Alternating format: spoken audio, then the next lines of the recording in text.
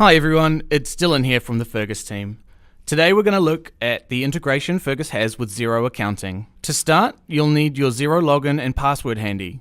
This will be used to authenticate with Fergus. Starting from the settings page, you'll want to hit the Xero integration to get started.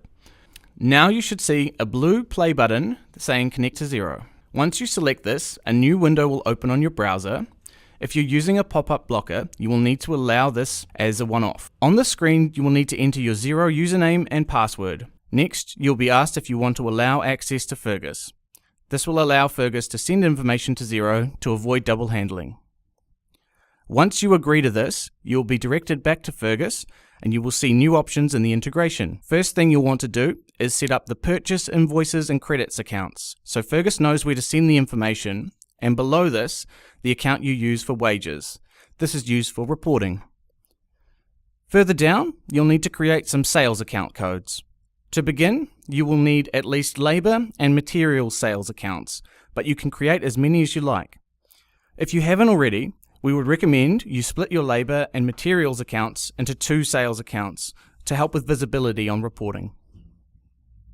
Right at the bottom of this section is the Assign Accounts area.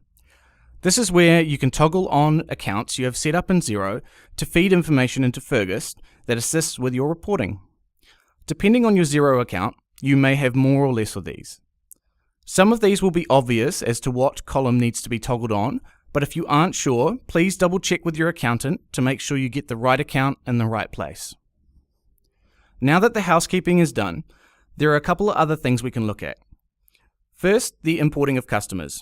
Fergus recommends that you import from Xero when starting out fresh because the 2 softwares will only recognize exact matches, and importing from Xero ensures that the right customer details are mapped.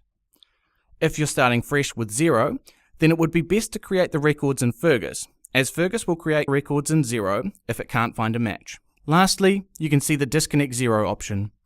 This is only generally used if you are switching Xero accounts or have made changes to the chart of accounts within Xero.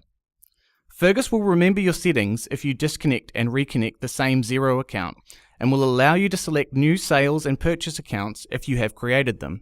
The 2 systems will assist you with a lot of the paperwork required, giving you more time to focus on the business itself. Thanks for taking the time to watch our video. If you have any questions, please contact us at support@fergus.com.